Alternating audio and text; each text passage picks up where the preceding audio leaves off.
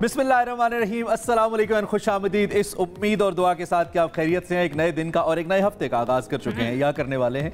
दोनों सूरतों में आपको खुशामदीद कहेंगे इस ज़बरदस्त से चाय के कप के साथ, अगर आपके हाथ में भी है। जैसे सबसे आगे आई एम इमरान हसन, मेरा नाम आयशा यूसुफ है। आई होप आप ठीक ठाक होंगे और इस ग्रीन टी के साथ मैं आपका इस्तकबाल करूंगी, खुश आमदीद कहूंगी।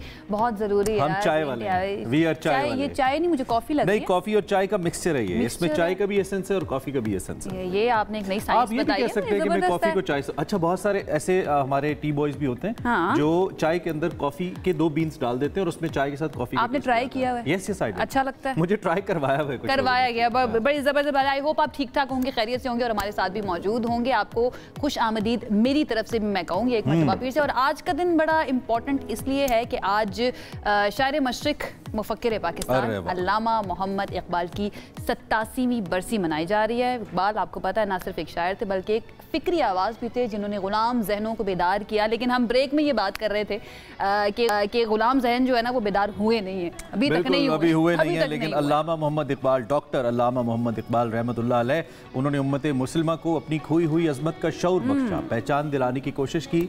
अशार में जहाँ दर्द मिल्लत जगाया, वहीं उम्मीद की एक रोशन किरण भी दी और बताया कि खुद ही क्या है, गुलामी की जंजीरों को कैसे तोड़ा जा सकता है और एक कौम कैसे ख्वाबों को हकीकत में बदल सकती है और उस सरजमीन पर जो ख्वाबों की सरजमीन है कैसे फूल बूटे बोए जा सकते हैं जिससे आप फल हासिल कर सकते हैं और अपना मुस्तकबिल बना सकते हैं। बिल्कुल ऐसे ही है, लेकिन हमने शिकवा जवाब शिकवा के अंदर जो है ना इकबाल को कैद करके रख दिया है। शायद बांगे दरा और शिकवा जवाब शिकवा ही सिर्फ इकबाल की आवाज़ है, लेकिन हमने इकबाल के अफकार जो हैं उनको समझने की कभी कोशिश ही नहीं की। अगर हम उसको समझें तो हमें पता चलता है कि कैसे उनके एक एक लफ्ज़ जो है ना वो हमें झंझोड़ते हैं। उन्होंने दुनिया को पैगाम दिया कि मुसलमान महज माजी के विरसे का अमीन नहीं है बल्कि एक रोशन मुस्तकबिल का मेमार भी हो सकते हैं। उन्होंने एक ऐसी रियासत का ख्वाब देखा जहाँ अदल हो, मसावात हो, इंसानियत का बोलबाला हो और यही ख्वाब पाकिस्तान की बुनियाद भी बना। कई उनके ऐसे कलाम जो सिर्फ कहना चाहिए असर हाजिर के मुताबिक नहीं कि आजकल के वक्त के मुताबिक भी न सिर्फ उस पर पूरा उतरते हैं बल्कि हम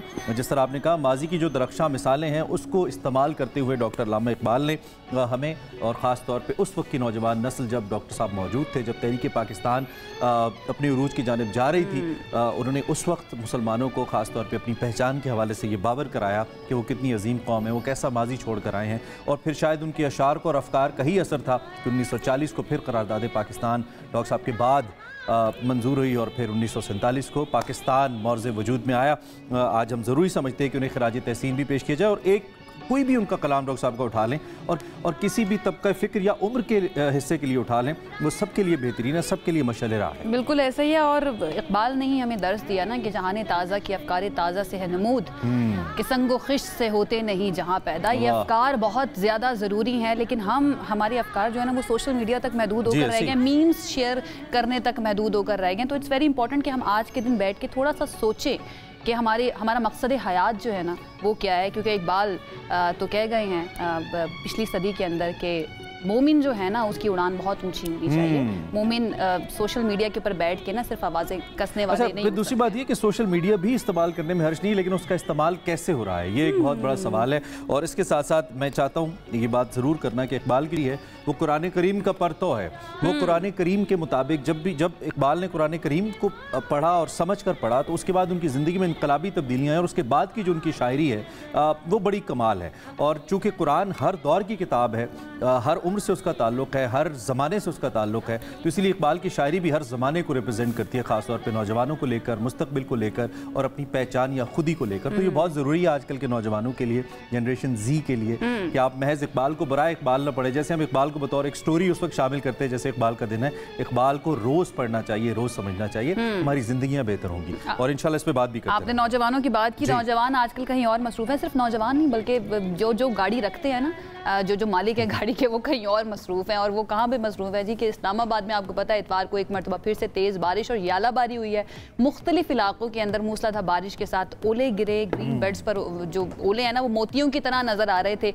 रावलपिंडी की बात करें, वहाँ पर भी बारिश हमें नजर आई, यालाबारी नजर आई। और इसके पेश नज़र इस्लामाबाद के शहरी बहुत मोहतात हो गए और क्या करना शुरू कर दिया जी। इस्लामाबाद के शहरी हम भी हैं, हम भी मोहतात हो गए हैं। क्या किया जी, घर से पुराने स्टोर से कंबल निकाले, पुरानी चादरें निकाली जिसमें हम उम्मीद और अगर शिफ्टिंग वगैरह करनी हो तो सामान बांध के लेके जाते हैं ना, आप बिल्कुल रियलिस्टिक स्टोरी दे रहे हैं, आप टीवी के ऊपर बनी बनाई स्टोरीज नहीं दे रहे। वो 3-4 कंबल लम्मा से निकलवाए, उनको रखा और ऊपर गाड़ी के मैट्स डाले, उससे बना गाड़ी का वजन और इस तरीके से हम महफूज रहे। लेकिन कल यालाबारी हुई है फिर इस्लामाबाद में। द बेस्ट पार्ट और somehow the worst part is, और उनका जो साइज था ओलो का वो पहले जितना तो नहीं था, पहले ज्यादा था, लेकिन था। जो फॉर्मल तरीका है वो ये नहीं है जो मैंने बताया, ये है घरेलू तरीका। फॉर्मल तरीका ये है कि आप कोई भी फोम या शीट खरीदें जो कि थोड़ी मोटी हो, प्रोटेक्ट कर सकती हो, और इस्लामाबाद के शहरियों ने एज यू सेड ये किया, उसको बांध दिया। और आपको मनाजिर भी दिखा रहे हैं गाड़ियों के ऊपर, और उनको ये लगा कि अब इसके बाद अगर ओला गिरेगा भी तो वो रोला नहीं डालेगा। क्या बात है, मुझे मजे की बात ये लगी कि अब इसका फॉर्मल तरीका भी आ गया, अभी एक हफ्ता भी नहीं, लेकिन मेरे वाला ज्यादा एप्लीकेबल है, घर से कंबल निकाल वो आसान भी है ना, ज्यादा पैसे भी नहीं उस चीज के अंदर लगेंगे। तो इस्लामाबाद के अंदर मौसम तो ये है कि ओले बहुत ज्यादा पड़े हैं, जिसकी वजह से शहरी मोहतात हो गए। और जब भी बारिश होती है ना तो एंजॉयमेंट की बजाय ना सबसे पहले ये होती है कि यार जाके गाड़ी, ये फर्क जरूर पड़ा है। पहले हम जगजीत सिंह की गजलें लगाते थे और ईरान एवेन्यू पे निकल जाते थे और मागला की पहाड़ियों के साथ ड्राइव करते थे। अब इस्लामाबाद के शहरी, हम जैसे जो लोग हैं, उनको ये फिक्र लग जाती है यार कहीं रास्ते में जाए सर मुड़ाते ही, सर ना भी मुड़ाए तो ओले ना पड़े, ओले पड़ना ना शुरू। ये बड़ा मसला है। लेकिन चलें, ये भी कुदरत के काम है, इसमें क्या दखल अंदाजी कर सकते हैं, लेकिन ये है कि अपनी कोशिश कर सकते हैं, अपनी सी कोशिश। एक और बात जो यहाँ पे करना जरूरी है, और फिर आपको कराची का मौसम भी मैंने बताना, बिकॉज बहुत ज्यादा हीट वेव चल रही है, कि जो प्राइसेस है ना मुख्तलिफ कंपोनेंट्स की, जैसे विंड स्क्रीन्स हैं या शीशे हैं, डोंट टेल मी कि वो बढ़ गई हैं जनाब, 3 टाइम्स डबल हो गई हैं। जो 8,000 वाली है वो 18,000 की बिक्री है मार्केट में, चूंकि ओले पड़ गए। ओह माय गॉड, ये होता है सर मुंडवाते ही ओले, ये होता है, इसीलिए ओले पड़ते हैं हमारी हरकतों की। बहरहाल जी, आपको कराची लेके चलते हैं, इसके ऊपर कोशिश करेंगे ये पूरा सेगमेंट कर लें कि ये जो मौके से फायदा उठाने वाले लोग जो होते हैं ना, उनका क्या किया जाना चाहिए। कराची के अंदर सूरत हाल ये है कि गर्मी की शदीद लहर है। 23 अप्रैल तक पेशगोई की गई है कि वहाँ पर हीट वेव होगी और दर्जा हरारत 6 डिग्री ज्यादा रहने का इम्कान भी जाहिर किया जा रहा है। कराची वाले तैयारी कर रहे हैं, ज्यादा रह सकता है, और फील लाइक आपको पता है वैसी बहुत ज्यादा होता है। कराची में तो ह्यूमिडिटी इतनी ज्यादा होती है, और वहाँ पे तो हवाएं अगर बंद हो जाए तो गर्मी के बाद दर्जा हरारत बढ़ जाता है। और वैसे ये 40 डिग्री तक तो रिकॉर्ड भी किया गया। और कराची का 40 डिग्री क्या होता है, ये सिर्फ वो लोग समझ सकते हैं जो कराची जाते हैं, कराची रहते हैं। कराची का 40 डिग्री बहुत बड़ा, आई मीन बहुत लाइक वो 50 डिग्री हो जाता है। बात ये कि क्योंकि तकरीबन 70-80% आबादी बंद जगहों पे रहती है, मुझे लगता है फ्लैट्स में रहती है, तो उन बेचारों के लिए और ज़्यादा गर्मी हो जाती है। तो एहतियात बहुत ज़रूरी है, पानी ज़्यादा से ज़्यादा पिएं, पानी पूरा कर लें, बल्कि घरों में पानी की किल्लत भी हो जाती है ऐसे मौकों के ऊपर। खूबसूरत बात यह है कि शाम में हवाएं चलना शुरू हो जाती हैं, ये मुझे ना बंद हो जाएंगी। अच्छा, हवाएं भी अगर बंद हो गई तो फिर मसला, अगर चलती रहे तो फिर इंशाल्लाह रहेगा। अच्छा जी, खैर बात के अंदर जो हुआ है, जो ओले बरसे हैं, यालाबारी हुई है, वो सिर्फ यहाँ तक महदूद नहीं है। अमरीकी रियासत नेब्रास्का में भी कुछ इसी तरह की सूरत हाल देखी गई। नेब्रास्का के साथ हमारा मौसम शेयर करते हैं, आई डोंट नो, वहाँ पर भी लोग जो है ना, उन्होंने कोशिश की होगी अपनी गाड़ियों को किसी तरीके से बचा लें। नेब्रास्का के कई इलाके ऐसे जहाँ पर शदीद यालाबारी हुई, जिसकी वजह से कई होटल्स, मकानात और गाड़ियों के शीशे टूट गए। अच्छा, आपने तो खुद देखा था, मुझे मौका नहीं मिला देखने का, मैं जहाँ रहती हूँ वहाँ पर होती नहीं है। अच्छा, मैं जब आया ऐसी थी तरह बताएं यार, मैं जब आया आयशा तो उस टाइम वो हो चुके थे, लेकिन मैंने ऐसे मनाजिर तो कभी नहीं देखे कम से कम, क्योंकि हम जब गाँव देहातों में भी जाते थे या रहते थे, वहाँ पे भी ओले पड़ जाते थे, बड़े ओले भी, लेकिन इतने बड़े और इतनी शिद्दत से नहीं देखा। और ये जो आप मंजर देख रहे हैं ये खास उससे मुख्तलिफ नहीं है, मिलता जुलता। और मेरे ख्याल में तो एक नई क्लैमिटी हमारे सामने आ गई। पहले हम ओलों से इतना नहीं डरते थे, अब हमें ओलों से भी डरना पड़ेगा कि चलते चलते कहीं जो है वो ओले पड़ जाएं, और खुदा न खास्ता जिनके घर पे शीशे हैं या वो अपना सोलर पैनल्स लगे हुए हैं, जो तो चले माली नुकसान है ना, जान का नुकसान खुदा न खास्ता। साइज आपने देखा था कि किस तरह के थे ओले, खुदा न खास्ता किसी के सर पे लगे तो पता ही क्या होगा उस चीज का। अच्छा जी, आगे बढ़ जाते हैं। एक इंटरेस्टिंग खबर, बहुत इंटरेस्टिंग खबर आपको देते हैं कि साइंसदानों ने एक नया रंग दरियाफ्त करने का दावा किया है, जो इससे पहले कभी किसी ने नहीं देखा। फेवरेट स्टोरी है ये डेफिनेटली, ये बहुत ही इंटरेस्टिंग है। अमेरिकी मुहक्किकीन ये दावा कर रहे हैं कि उन्होंने रेटिना में मखसूस खुलियात मुतहर्रिक करके नीले और सब्ज रंग का मुशाहिदा किया है, जिसे ओलो का नाम दिया है। ओले के बाद ओलो का नाम दिया। अच्छा, ये लगता है क्या ग्रीनिश और ब्लूइश के दरमियान, ग्रीनिश और ऐसा लग रहा है कि पूरा समंदर एक सी आंख के अंदर, वो रेटिना के अंदर नजर आ रहा है। मौजूदगी पर मजीद बहस की जा सकती है कि है या नहीं, क्योंकि समटाइम्स कुछ शेड्स कुछ आंखों को नजर आ रहे होते हैं। जैसे मुझे अमूमी तौर पे लगता है कि मुझे सर्टेन शेड्स नहीं नजर आते, होता ना कि आपको ये कलर कैसा, हां मतलब ये अक्सर न्यूज़ फॉर मी। अच्छा, ये बताइए किस कलर का है? मैंने किस कलर का जोड़ा पहना है? ये तो पता नहीं, वैसे येलोइश ग्रीनिश कुछ है। कुछ लोगों को मेरे समेत ये मसला होता है कि उनको एक रंग दिखाया जाता है कि आपको ये कैसा लग रहा है, कुछ को ग्रीन दिखता है, कुछ को ब्लू दिखता है। I hope you are not colour blind.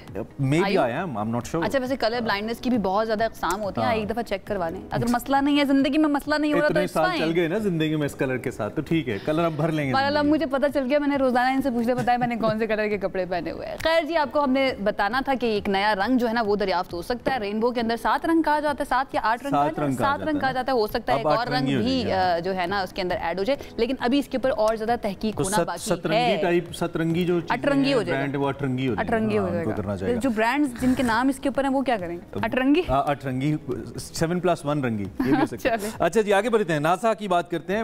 Another very favourite topic of mind, NASA, जहां पे जिसकी उम्र रसीदा जो एक्टिव खलाबाज हैं वो अपनी 17वीं सालगिरह 70th बर्थडे के ऊपर ज़मीन पर वापस आ गए हैं और बड़ा अरसा उन्होंने गुजारा वहाँ पे। द बेस्ट पार्ट वाज कि उन्होंने कितना ज़्यादा टाइम गुजारा और कितने चक्कर लगाए, ये बहुत इंटरेस्टिंग बात है। अच्छा, सोयूज़ खलाई जहाज़ जो है ना उसने अमरीकी खलाबाज डॉन पेटेट और उनके अमले को 2 रूसी साथियों के साथ पैराशूट की मदद से काज़ाकिस्तान में लैंड करवाया और उम्र रसीदा तरीन खलाबाज हैं ये, और इन्होंने अपने साथियों के हमरा खला में 220 दिन गुजारे हैं। और इस मिशन में जो आपने बात की ज़मीन के गिर्द, पता है 3520 मरतबा चक्कर लगाया। एक मैं तो मैं पैसे देने के लिए तैयार हूँ, एक मरतबा सिर्फ ज़मीन के चक्कर लगाने बेंच के आसपास ना लगे, उन्होंने पूरी ज़मीन के आसपास ना लगाए पूरी, मतलब मुश्किल है ना। आपको अगर मौका मिले एक चक्कर लगाने का ज़मीन के गिर्द, तो नहीं लगाएंगे। 3500 इज लाइक बिग नंबर। देखिए ना, उसने अपनी पूरी ज़िंदगी गुजार दी है। वो कितना लंबा होता होगा और वो कितना टाइम लेता होगा, कहते हैं ना चक्कर ही आ जाते होंगे। लेकिन ज़बरदस्त परफॉर्मेंस है, ज़बरदस्त क्या कहना चाहिए,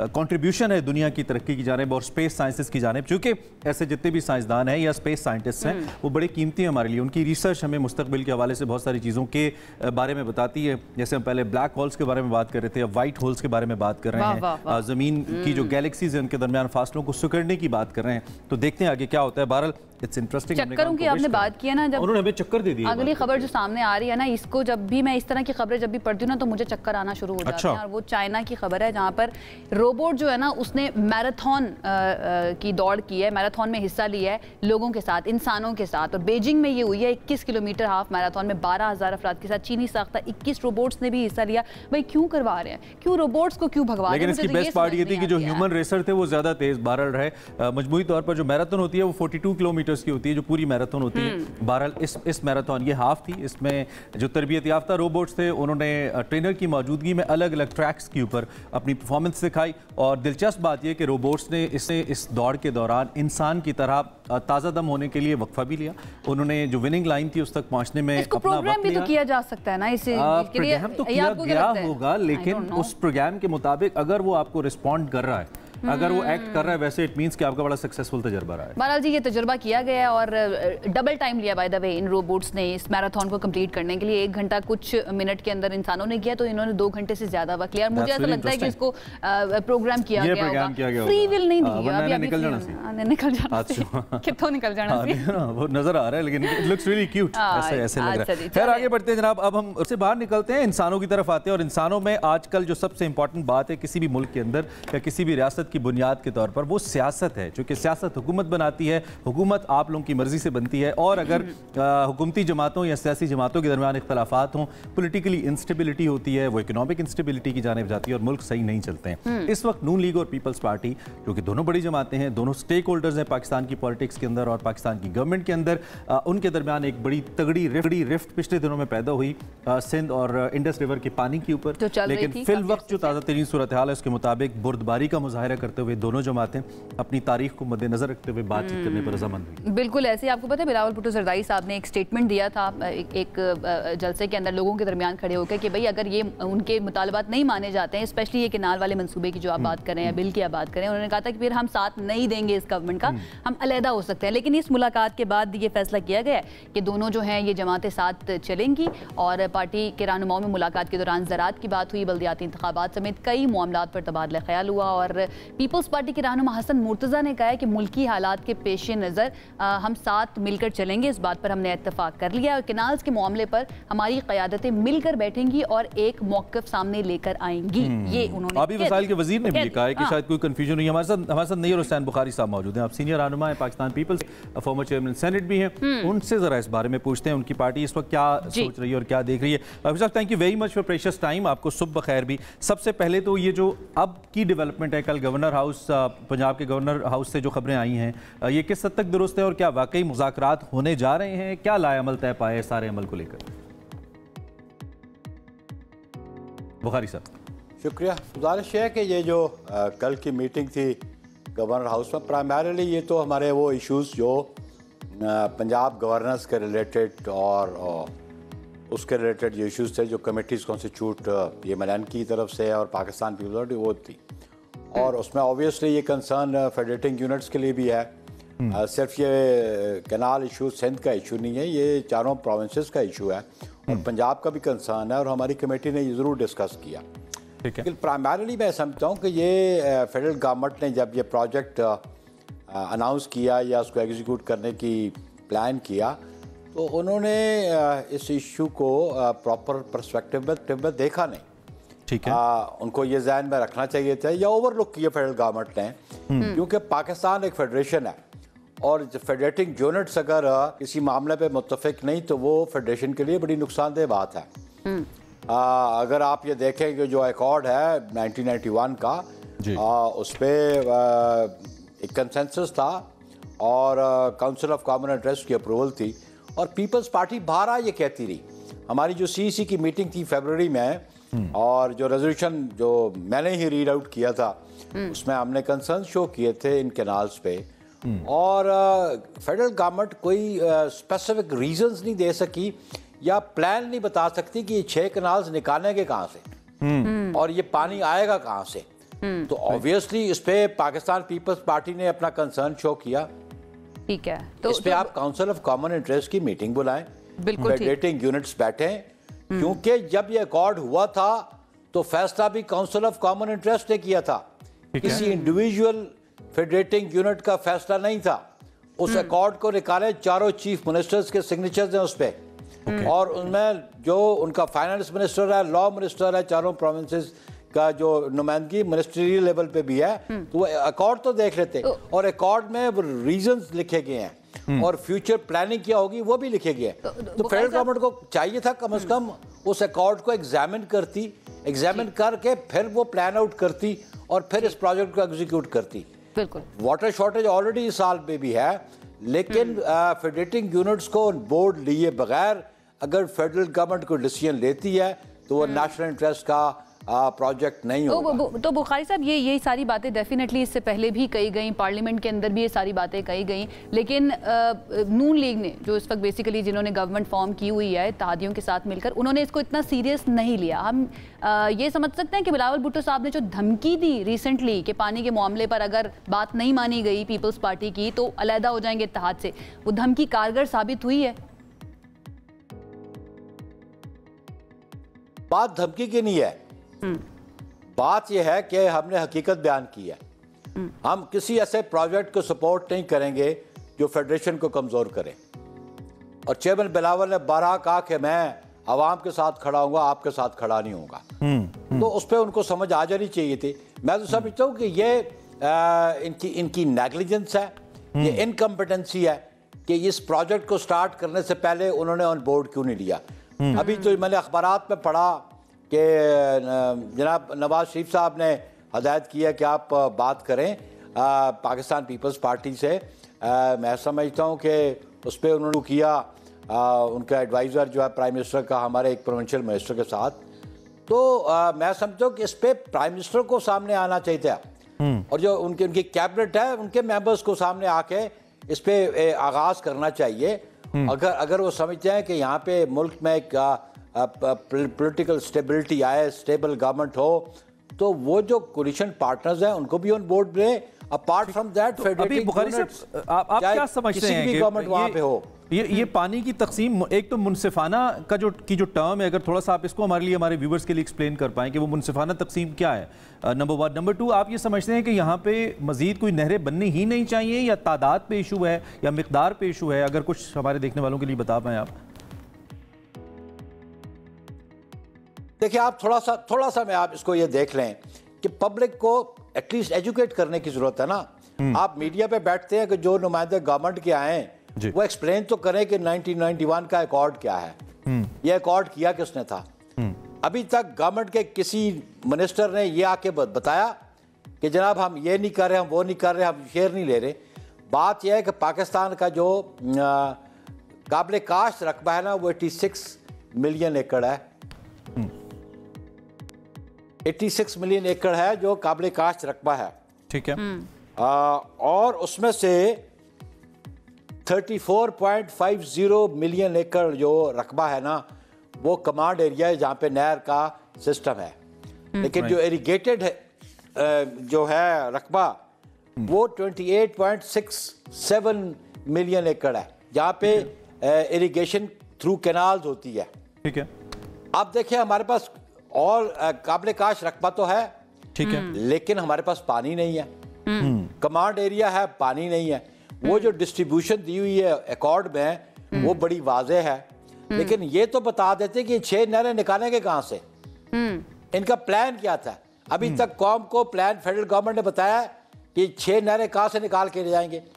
एग्जिस्टिंग अकॉर्ड जो है 1991 का, उसकी मौजूदगी में अच्छा, इस पे फिर अगर मैं आपसे ये पूछूं कि क्या पीपल्स पार्टी के पास क्या पीपल्स पार्टी के पास कोई फ्रेमवर्क, एतराज तो आपका है बतौर एक सूबा या दरियाई सिंध के हवाले से, लेकिन क्या आपके पास कोई ऑल्टरनेटिव प्लान भी है कि इस प्लान के तहत चलें तो ये मामला ठीक हो सकते हैं? क्योंकि अब आप मुज़ाकरात की टेबल पे बैठ रहे हैं, इट्स ऑलवेज कुछ लो कुछ दो, कन्विंस करना होता है या होना होता है। तो आपके पास कोई प्लान बी भी है पीपल्स पार्टी के पास इसको लेकर? Let's not talk about the plan, let's decide कि काउंसिल ऑफ कॉमन इंटरेस्ट जो है आर्टिकल 153 के लिए कॉन्स्टिट्यूशनल बॉडी है। ठीक है। और उसमें लिखा हुआ है आर्टिकल 154 में कि किन इश्यूज पे काउंसिल ऑफ कॉमन इंटरेस्ट बात कर सकती है। ठीक है। और डायरेक्शन दे सकती है प्रोविंशियल गवर्नमेंट्स को और फेडरल गवर्नमेंट्स को। और अगर डिसएग्रीमेंट में पार्लियामेंट को रेफर किया जा सकता है। तो जब एक मैकेनिज्म मौजूद है कॉन्स्टिट्यूशन में, तो उस मैकेनिज्म पे क्यों नहीं अमल दरामद होता, उसको अडॉप्ट क्यों नहीं किया जाता, उसके मुताबिक फैसले क्यों नहीं किए जाते? हमारा मौकफ ये है, what ever is the issue, चाहे वो इलेक्ट्रिसिटी का हो, वाटर का हो, माइंस का हो, come to the council of common interest, जहां पे चारों सूबों की नुमाइंदगी है। काउंसिल ऑफ कॉमन इंटरेस्ट के चेयरमैन प्राइम मिनिस्टर होता है, 4 चीफ मिनिस्टर उसके मेंबर हैं और 3 मेंबर जो फेडरल गवर्नमेंट के मिनिस्टर्स हैं।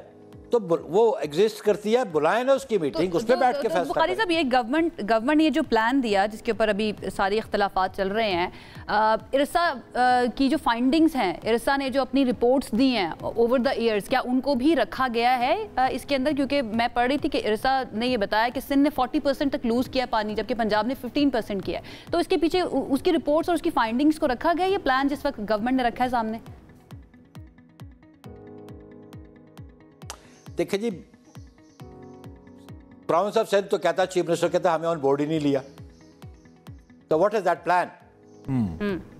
अगर फेडरेटिव यूनिट्स को ऑन बोर्ड ही नहीं लिया, केपी कहता है हमें नहीं लिया, बलोचिस्तान कहता है हमें नहीं लिया, तो what is the plan then? Cabinet approval is not sufficient. अगर सिर्फ कैबिनेट अप्रूवल की जरूरत होती तो 1991 का accord council of common interest बना जाता। क्यों 91 में काउंसिल ऑफ कॉमन इंटरेस्ट ने इसकी अप्रूवल दी? और फिर उस काउंसिल ऑफ कॉमन इंटरेस्ट ने जो अकॉर्ड अप्रूव किया, उसकी टर्म्स एंड कंडीशन तो बड़ी वाज़ेह है ना, उसको सामने रख कर फैसला करें। तो बुखारी साहब, इस तरह ये हम तो फेडरेशन को स्ट्रेंथन करना चाहते हैं। पावर शेयरिंग का मुआहिदा, उसके ऊपर भी इख्तलाफात हैं। उसके बाद माइंस एंड मिनरल्स बिल के ऊपर भी काफ़ी इख्तलाफात चल रहे थे। आपको लगता है इस तरह गवर्नमेंट जो है वो चल पाएगी या बरकरार रह पाएगी ओवर द ईयर्स? देखिए जी, ये बेसिक जिम्मेदारी तो पीएमएलएन की है, वो अपने कोलिशन पार्टनर्स को साथ लेके चले। बेसिक जिम्मेदारी फेडरल गवर्नमेंट की है जो पीएमएलएन की है कि वो फेडरेटिंग यूनिट्स को ऑन बोर्ड लें और डिसीजन करें। और even council of common interest में मेजॉरिटी डिसीजंस हैं। ठीक है भाई, ये इदारा बनाया क्यों है फ्रेमर्स ऑफ द कॉन्स्टिट्यूशन ने? ये तो समझ आनी चाहिए ना गवर्नमेंट को। अच्छा, ऑन द अदर हैंड हुक्मरानों को जब आइन में एक इदारे की मौजूदगी है। ठीक है, ठीक। काउंसिल ऑफ कॉमन इंटरेस्ट, बिल्कुल। आप और काफ़ी अरसे से इसका इजलास नहीं बुलाया गया। शायद हुकूमत को ये खदशा भी हो कि इसमें फिर बहुत सारे बात निकलेगी तो फिर दूर तलक जाएगी, बाकी मामलात भी आएंगे। उससे कतई नज़र एक ग्रीन पाकिस्तान इनिशिएटिव भी हम लेकर चल रहे हैं, जिसके अंदर SIFC का भी अब रोल है, पाकिस्तान की इस्टेब्लिशमेंट का भी अब रोल है और गवर्नमेंट का तो है ही है। तो उसके तहत एक ये भी हकीकत है कि जो इंडस रिवर है, ये सबसे बड़ा हमारा सोर्स है पानी का, तो इसको कहीं ना कहीं अगर बेहतर इस्तेमाल किया जाएगा तो पूरे पाकिस्तान के लिए बेहतर है। तो इसमें कोई कंसेंसस का एलिमेंट फिर कहीं मौजूद है कि क्योंकि जाहिर बात है, अब अगर नून लीग ने एक चीज़ इनिशिएट की है विफाक ने, तो ये भी नहीं होगा कि वो 360 इससे फिर जाएं और पीछे हट जाएं, और आपके लिए भी पॉसिबल नहीं है जैसा कि आपने अपनी रिजर्वेशंस दी हैं। तो फिर कुछ सोल्यूशन क्या नजर आता है मुज़ाकरात के बाद इसका? देखिए ना, सोल्यूशन किसने निकालना है? आपने निकालना है, मैंने निकालना है, जो फेडरेटिव यूनिट्स है उन्होंने निकालना है ना। जी ठीक है। Why don't you take them on board? उनको बिठाए ना। हम तो चाहते हैं कि मैंने आपको बताया कि 86 मिलियन एकड़ जो है वो काबिल काश्त रकबा है पाकिस्तान के पास। अब हमारे पास अभी तो हम सिर्फ 28% को इरिगेट कर रहे हैं, 28 मिलियन एकड़ को। अब बाकी हम काश्त कर सकते हैं, उसके लिए हमें पानी की जरूरत है। तो जो फेडरेटिव यूनिट्स है चारों गवर्नमेंट्स है प्रोविंसेस की, वो बैठ के डिसाइड करें। ठीक है, वन लास्ट क्वेश्चन अपोर्शनमेंट जो है पानी की, वो कैसे लें? या मज़ीद रिजर्वायर बनाने पड़ेंगे ना आपको। ठीक है, जिस तरह गवर्नमेंट ने आपको रिस्पॉन्ड किया है, मुज़ाकराती कमेटी बनाने से लेकर आपसे राब्ते भी हुए हैं आपकी लीडरशिप से, मुतमईन है आप? पीपल्स पार्टी अब इस प्रोसेस से मुतमईन है कि कोई ना कोई बेहतर हल निकलेगा, and then council of common interest के इजलास के बाद भी सूरत हाल बेहतर हो जाएगी? मुतमईन है आप? देखें, काइंडली सी दिस, अब इसको हिस्टोरिकल प्रोस्पेक्ट में देखें। ये पानी का इशू कोई नया इशू नहीं है, ये प्री पार्टीशन से चला आ रहा है। और ये आपको बता दो, मुझे समझ नहीं आती ये फेडरल गवर्नमेंट ये क्यों नहीं, ये इनके नुमाइंदे क्यों नहीं कौम को बताते कि ये पानी का इशू सिर्फ पार्टीशन के बाद का नहीं। 6 कमीशन बैठे हैं, 2 प्री पार्टीशन, 4 बाद में। ठीक है, प्री पार्टीशन वो जो कमीशन बैठे हैं, रिजॉल्व भी तो नहीं हुआ ना बुखारी साहब। अब इसको रिजॉल्व की तरफ फिर कौन लेकर जाएगा? रिजॉल्व हुआ 91 में। जी ठीक है। नहीं 91 में रिजॉल्व हुआ ना, 91 में रिजॉल्व हो गया। ठीक है, आप कह रहे हैं कि काउंसिल ऑफ कॉमन इंटरेस्ट ने रिजॉल्व किया ना। ठीक है, पॉइंट इज दिस, बुखारी साहब, thank you for your time sir, time हमारा खत्म हो गया। Point is this, we do not explain. जी प्लीज बोलिए बुखारी साहब। हम कौम को बताते नहीं हैं, टॉक शोज में भी बैठ के हम हकीकत नहीं बताते बैकग्राउंड क्या है और रिजॉल्व किसने किया। हम कोशिश करते हैं एक दूसरे के खिलाफ बयानबाजी करते रहे। Give the solution, and I have given the solution कि जी काउंसिल ऑफ कॉमन इंटरेस्ट की मीटिंग बुलाएं। ठीक है, कॉमन इंटरेस्ट की जाने पीपल्स पार्टी रेफर कर रही है कि उस जाने भी जाएं और बैठकर से, और मैं ये बहुत बेहतर सोल्यूशन है कि तमाम स्टेक होल्डर्स बैठे। आपका बहुत शुक्रिया बुखारी साहब for your time early in the morning. Bukhari साहब का ये कहना था कि काउंसिल ऑफ कॉमन इंटरेस्ट का एक प्लेटफॉर्म मौजूद है जिसने 1991 में ये फैसला किया कि पानी की तकसीम कैसे होगी। दोबारा से इस फोरम पे आएँ, बैठें, बात करें, कन्विंस करें या कन्विंस हो जाएं। और नाला नजर आती है बरल पीपल्स पार्टी बहुत ज्यादा। पीपल्स पार्टी का मुझे पता नहीं है, लेकिन मुझे नईर हुसैन बुखारी साहब काफी नाला नजर आ रहे हैं। वो कहते हैं कि हम आवाम को बताते नहीं है कि असल मसला है क्या, और अगर 1991 के अंदर ये रिजॉल्व हो गया था तो दोबारा से इसको छेड़ने की जरूरत क्यों पेश आई? डेफिनेटली इसके ऊपर भी बात होना जरूरी है। Let's see council of common interest की मीटिंग जो है ना वो कब होती है। अब एक ब्रेक की तरफ जाते हैं, आप हमारे साथ रहें।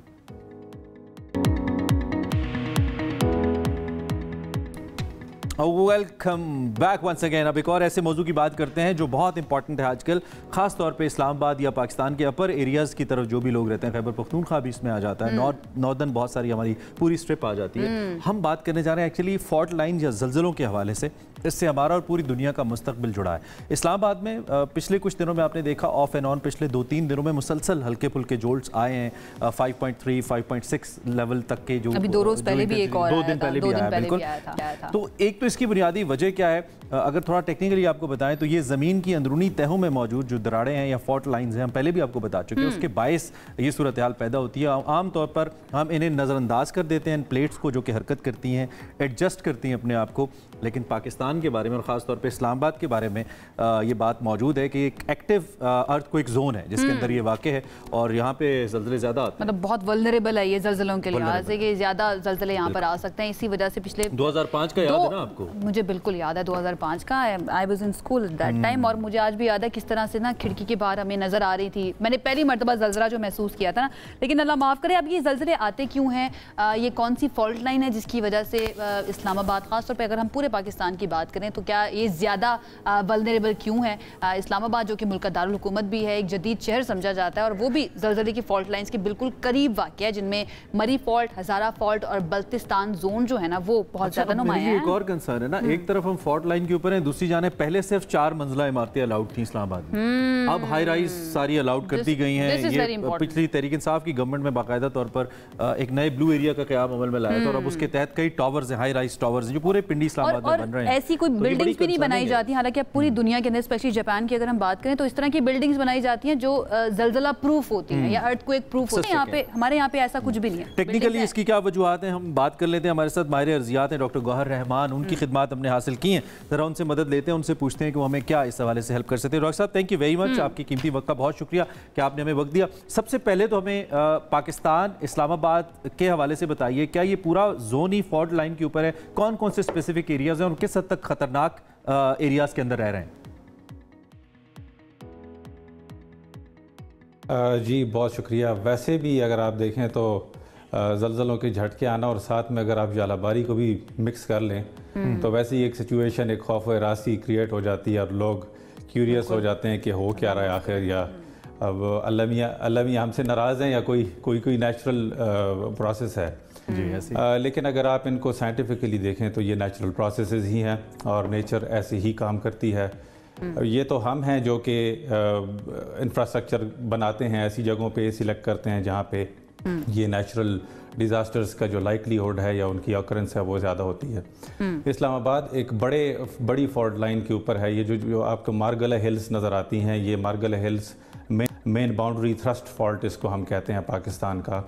जो 2005 का भी अर्थक्वेक आया था वो इसी फॉल्ट लाइन के ऊपर आया था, लेकिन ये फॉल्ट लाइन जाके नॉर्थ में बालाकोट और कश्मीर की तरफ भी जाती है, तो वहाँ पे ये आया था। और इसी फॉल्ट लाइन के साथ एसोसिएटेड फिर छोटी छोटी और फॉल्ट लाइंस हैं जो कि मारगला हिल से साउथ में यानी पिंडी और इस्लामाबाद के मज़ाफ़ात में बैरिया टाउन में आप छोटी छोटी पहाड़ियाँ देखते हैं। ये सारी पहाड़ियाँ जो हैं ये नीचे से फॉल्ट मौजूद हैं इन पहाड़ियों के नीचे। अच्छा, तो ये वक्तन फॉल्ट लाइंस जो हैं इनको जरा एक्सप्लेन कर दें, थोड़ा सा समझा दें, क्योंकि मैंने बड़ी मर्तबा समझने की कोशिश किया कि जल्जले आते क्यों हैं, फॉल्ट लाइंस क्या होती हैं और जल्जले क्यों आते हैं, उसके ऊपर बाद में जाएंगे। फॉल्ट लाइंस क्या होती हैं? आपने सुना होगा 2005 के अर्थक्वेक के बाद भी के प्लेट्स हैं, टेक्टोनिक प्लेट्स उनको हम कहते हैं जियोलॉजिकली। इंडियन प्लेट भी एक प्लेट है जिसमें इंडिया, पाकिस्तान और इनका जो ऑफशोर जो समंदरी इलाका है ये आता है अरेबियन सी का। ये प्लेट नॉर्थ की तरफ मूव कर रही है और एक बड़ी प्लेट मौजूद थी पहले से ही, उसको कहते हैं यूरेशियन प्लेट। तो ये उसके साथ टकरा गई और जो हिमालयास, काराकोरम की जो पहाड़ी सिलसिले जो बने हैं ये इसी टकराव की वजह से बने हैं। जब ये प्लेट्स टकरा गई तो प्रेशर, ये प्लेट मुसलसल नॉर्थ की तरफ मूव हो रही है, अभी भी इसके अंदर हरकत हो रही है और ये एक्टिव है, तभी तो ये जलजले आ रहे हैं। इसकी वजह से ये दरारें प्रोड्यूस होती हैं और ये दरारें एक्टिव होती हैं, यानी उन्हीं दरारों में बार बार मूवमेंट होती है। आप इसकी मिसाल यूँ ले लें कि जैसे आप दो गाड़ियों को आपस में जब टकराते हैं तो वो गाड़ियाँ जिस तरीके से उनके अंदर डेंट पड़ते हैं, तो ये हिमालय का जो सिलसिला है ये वो डेंट ही है। तो मुख्तलिफ फिर छोटी दरारें और बड़ी दरारें। डॉक्टर साहब हम क्या इसको उर्फ़े आम में ये भी समझें for a layman like me कि जहाँ पे भी पहाड़ी सिलसिले मौजूद हैं वहाँ पे हमें कंसिडर करना चाहिए कि ये फॉल्ट लाइन है, ये यहाँ पे फॉल्ट लाइन्स मौजूद है, ये समझें? जी, मोस्ट ऑफ द पहाड़ी सिलसिले, अक्सरियत जो पहाड़ी सिलसिले हैं उनके नीचे फॉल्ट लाइन मौजूद होती है और वो मुसलसल ये पहाड़ उठता ही फॉल्ट लाइन की वजह से है, आप यूँ समझ लीजिए। तो जब वो अपराइज आपको जहाँ भी छोटी सी पहाड़ी नज़र आएगी आप समझ लीजिए कि इसके अंदर उठान है और नीचे से प्रेशर है जो उसको ज़मीन के ऊपर उठा रहे। नहीं तो ये रॉक्स हर जगह मौजूद हैं, आप कहीं भी सॉइल का कवर हटाएं तो ये रॉक्स मौजूद हैं, लेकिन कहीं ऑन सरफेस डॉक्टर साहब कहीं पे कोई इंडिकेशन नहीं होती है। आई वॉच्ड अ मूवी कुछ दिन पहले नेटफ्लिक्स के ऊपर जिसमें कुछ साइंटिस्ट रिसर्च कर रहे होते हैं और उन्होंने कुछ वो मीटर्स नस्ब किए होते हैं जिसके जरिए उनको पता लगता है कि एक बहुत बड़ी जो रॉक है वो गिरने वाली है समंदर में और उससे बहुत बड़ा तूफान प्रेडिक्ट किया जा सकता है। तो क्या ऐसा कहीं ना कहीं कोई ऑन सरफेस ऐसे कोई इंडिकेटर्स मौजूद हैं, जैसे आप कह रहे हैं कि मूव करिए नेचुरल प्रोसेस, तो उसकी कोई टाइमिंग हो कि इतने टाइम में इतना मूव करेगी उसके बाद ऐसा जोल्ट आएगा, ऐसा कोई प्रोसेस इस वक्त तक मौजूद नहीं है? बिल्कुल है जी, साइज़मिसिटी हम इसी साइज़मोलॉजी इसी साइंस का नाम है। हम मुख्तलिफ मीटर्स नस्ब करते हैं मुख्तलिफ फॉल्ट लाइन्स के ऊपर। जैसे आप सैन एंड्रियास फॉल्ट को देखें जो कि कैलिफोर्निया और सैन डिएगो और इन पूरे अमेरिका को बहुत एक थ्रेटनिंग फॉल्ट है।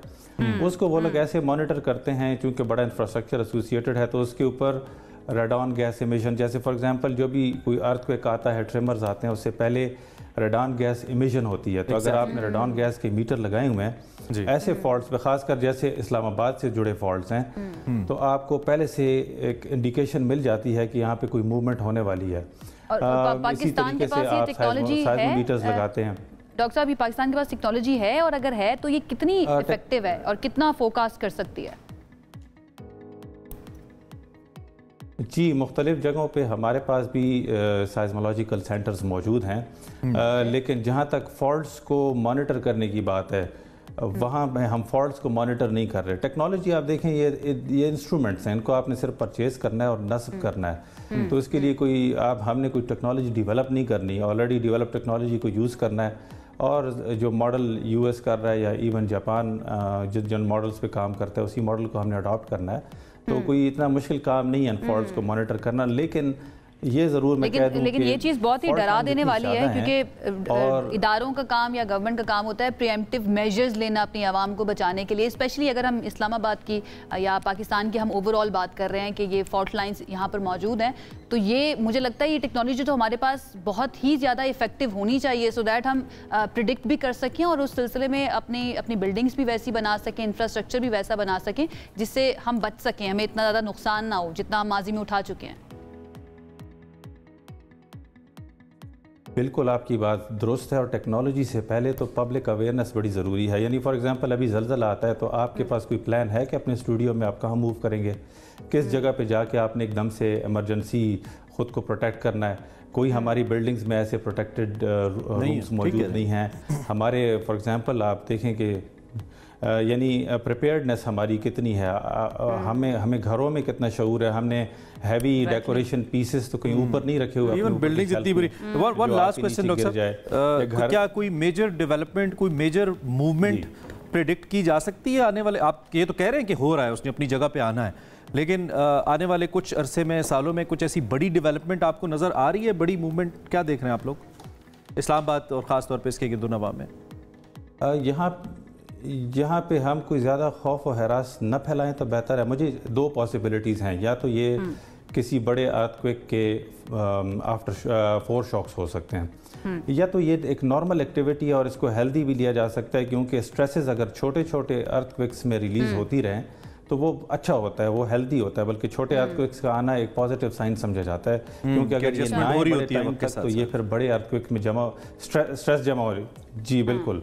और अगर तो ये thank you very much, I believe कि इसको भी हैं तो ये फिर खतरनाक भी हो सकता है, क्योंकि अब आप जैसे जियोलॉजिस्ट हमारे पास मौजूद तो हैं, हम टीवी स्क्रीन पे तो आप लोगों से बात करते रहते हैं, कोई ऐसी फॉर्मल कोई कमेटी मौजूद नहीं है, कोई task force I believe prime minister को गवर्नमेंट को फॉर्म कर देनी चाहिए कि बाकी सब अल्लाह के काम है, वी बिलीव इन इट, लेकिन रिसर्च और साइंस का बहुत बड़ा रोल है, तो बहुत सारे हम बड़े नुकसान से बच सकते हैं। बहुत बहुत शुक्रिया डॉक्टर गौहर रहमान हमारे साथ मौजूद थे। और डॉक्टर साहब ये कह रहे हैं कि फिलहाल घबराने की जरूरत नहीं है, और छोटे मोटे हल्के फुल्के ज़लज़ले आते भी हैं तो उससे ना घबराएं, लेकिन मुझे तसल्ली कोई नहीं हुई है, दिल मेरा वैसे ही जोर जोर से धड़कता है और मैं कैसे जाना है। दूसरी बात ये कि अपने आप को हर चीज़ पे बिलेम मत किया करें कि आपके अमाल का नतीजा है, दो कि वो भी कुछ बहुत अच्छे नहीं है हम पाकिस्तानियों के, लेकिन ये एक नेचुरल और साइंटिफिक प्रोसेस है जो कि अपनी जगह और अपने अमल के तहत चलता है। इस पर बात करते रहेंगे, एक ब्रेक लेते हैं, ब्रेक के बाद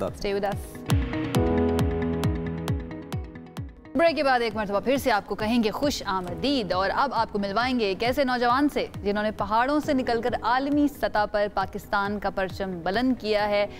फजल वदूद इनका नाम है, गिलगित बल्तिस्तान से इनका ताल्लुक है, बासलाहियत एथलीट हैं और सिर्फ एक नहीं खेलते हैं वो स्पोर्ट्स, कई सारी स्पोर्ट्स जो है ना, जिसके अंदर स्कीइंग भी है, स्पोर्ट्स क्लाइंबिंग है, स्पीड स्केटिंग है, इसके अलावा आइस हॉकी भी है जिसमें उन्होंने पाकिस्तान का नाम रोशन किया, दुनिया भर में पाकिस्तान का परचम बुलंद किया। दुनिया को बता रहे हैं कि पाकिस्तान का विंटर स्पोर्ट्स के अंदर पोटेंशियल क्या है। कुछ दिन पहले ने हमारे हीरोज पीएसएल के अंदर अवार्ड से भी नवाजा गया, जब पूरी दुनिया ने इनको विटनेस किया। तो ऐसा हो नहीं सकता कोई पाकिस्तानी पाकिस्तान के लिए अच्छा करे, हमारे शो का हिस्सा ना बने। आज फजल को हमने इनवाइट कर लिया, हमारे साथ मौजूद है। फजल, थैंक यू वेरी मच, शुक्रिया आपकी तशरीफ आवरी के लिए, हमारे साथ मौजूद हैं। सबसे पहले तो हमें अपनी उस फीलिंग के बारे में बताइए, वो फील क्या? और मैं भी पढ़ रहा था, इतने माशाल्लाह इतने ज़्यादा रिकॉर्ड्स हैं, इतनी ज़्यादा अचीवमेंट्स हैं, फीलिंग सबसे पहले हम जानना चाहते हैं, स्पेशली बीइंग ऑन हमारे हीरो एज वेल।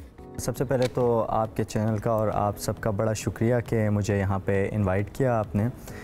वैसे तो पाकिस्तान के अंदर बहुत ही कम देखने को मिलता है कि इस तरह जो है अप्रिसिएशन मिले, बट ज़ाहिरी बात है जब इतने बड़े प्लेटफॉर्म पे आप जाए जहाँ पे तकरीबन एट अ टाइम 20 से 25 करोड़ की आवाम क्रॉस द ग्लोब आपको देख रही हो और वहाँ पे फिर आप अपना national dress I mean by के ग्रीन कोट पहन के जाएं, जिसकी वजह से आपको अपनी एक पहचान मिली होती है, तो एक बहुत ही प्राउडी मोमेंट होता है। और हर एथलीट के लिए या हर फील्ड वाले के लिए उसका जो एक मोमेंट होता है कि वो सारे लोगों में दिखा जाए कि मतलब वो अपने कंट्री के लिए, अपने नेशन के लिए या अपने लोगों के लिए वो क्या कर रहा है।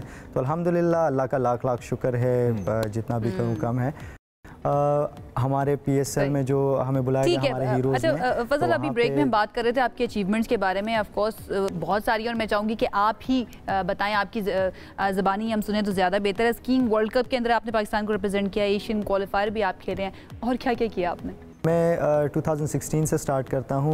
25th जूनियर स्की चैम्पियनशिप जो कि लबनान में हुआ था, उसमें भी पाकिस्तान की मैंने नुमाइंदगी की थी। फिर उसके बाद फ़ौरन बाद इस चीज़ को मैं ज़रा क्लियर कर दूँ कि जो हमारे ओलंपिक स्पोर्ट्स होते हैं उसके अंदर ओलंपिक जो है वो टॉप पे होता है, सेकंड पे फिर जो है वो वर्ल्ड चैम्पियनशिप होता है, थर्ड पे हमारा जो मेगा इवेंट होता है वो वर्ल्ड कप होता है, फोर्थ पे जो हमारा इवेंट होता है वो कॉन्टिनेंट के हिसाब से होता है। चूँकि हम एशिया में आते हैं तो हमारे लिए एशियन कॉन्टिनेंटल या एशियन गेम्स जो हैं वो फोर्थ पे आते हैं। तो ये जितने भी तकरीबन हैं एक्सेप्ट ओलंपिक्स जो है मैं खेल चुका हूँ इसमें।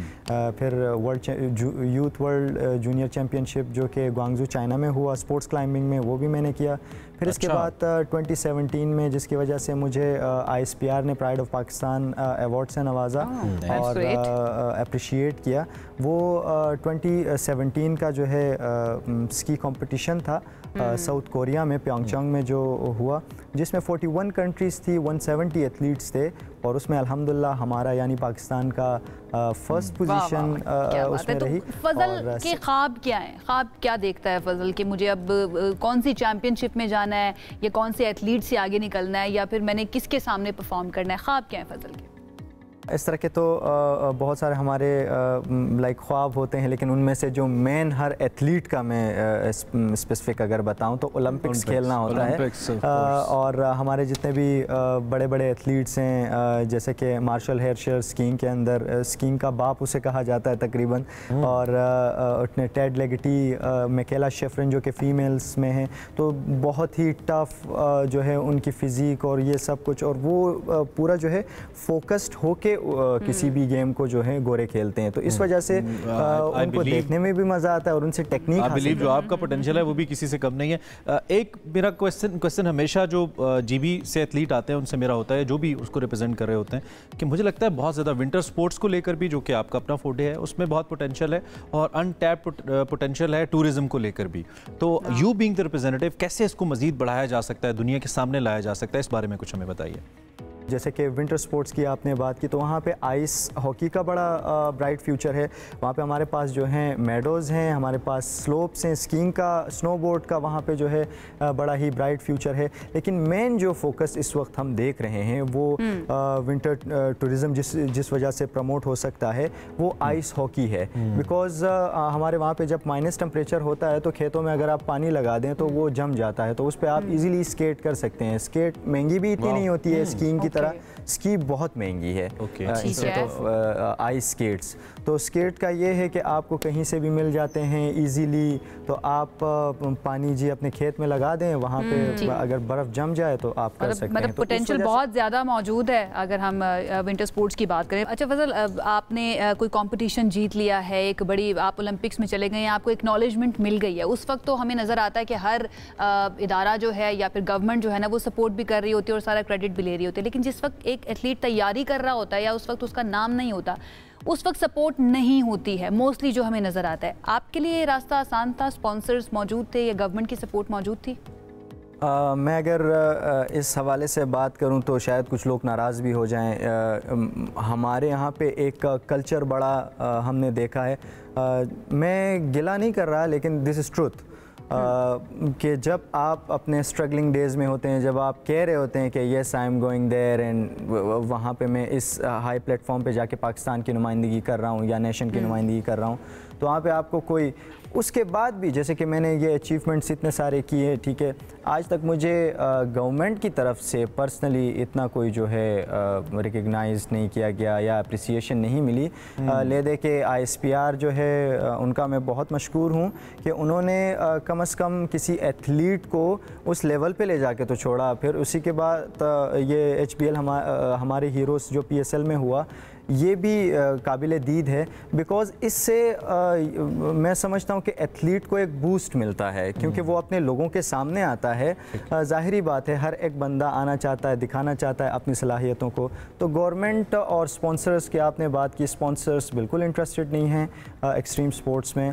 दे are just looking to views and अगर आपकी व्यूअरशिप बहुत बड़ा अलमिया है और बड़ा दुख भी होता है इस चीज़ को देखकर फजल।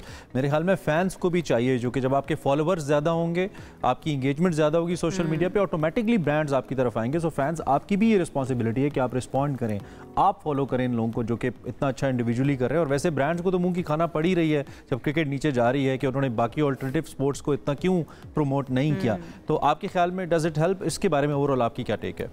जी, इसमें एक चीज़ मैं ऐड करना चाहूँगा आज स्क्रीन की वसादत से, जो कि हम्बल रिक्वेस्ट है। हम जितने भी ओनली नॉट मी, मेरे पीछे और भी इस तरह के टैलेंटेड एथलीट्स हैं, मुझसे भी ज़्यादा टैलेंटेड एथलीट्स हैं, और मैं समझता हूँ कि वो वेल डिज़र्विंग है। हम जब सोशल मीडिया की, जैसे कि हमने बात की, उनके सोशल मीडियाज बिल्कुल डाउन पड़े होते हैं। हमारे यहाँ पे वल्गैरिटी को ज़्यादा जो है प्रमोट किया जाता है। सो इट्स अ रिक्वेस्ट के जो नेशनल हीरोज़ हैं, क्योंकि इंटरनेशनली आपको आपके नेशनल हीरोज़ की वजह से जाना जाता है। चलें, ये तो मैं वंस अगेन कहना चाहूँगा कि जो फैंस हैं, जो फॉलोअर्स हैं, उन सब स्पोर्ट्स को उनको फॉलो करना चाहिए जैसे दुनिया भर में होता है। अच्छा, दूसरा ये कि जिस तरह की खेल आप खेलते हैं विंटर स्पोर्ट्स, तो सब में मुझे लगता है कि आपको बड़ा मस्कुलर होना चाहिए, तगड़ा होना चाहिए, लेकिन you seems too skinny for this. तो क्या ये कॉम्प्लीमेंट करता है आपकी गेम्स को? इसके पीछे क्या राज है? या फिर मुझे ऐसा लग रहा है लेकिन दर हकीकत यही रिक्वायरमेंट है आपकी गेम की, स्टेमिना ज़्यादा चाहिए? प्लीज़ इस पे अपनी ज़्यादातर जो स्पीड क्लाइंबिंग होती है वाकई में मसल्स आपके अच्छे खासे होते हैं। और हमारे गिलगित बल्तिस्तान में मैं आपको एक चीज़ बताऊं कि जिम्स फैसिलिटीज़ हैं नहीं, तो जो हमारे पास अवेलेबल रिसोर्स होता है हम उसी पे ही जाते हैं।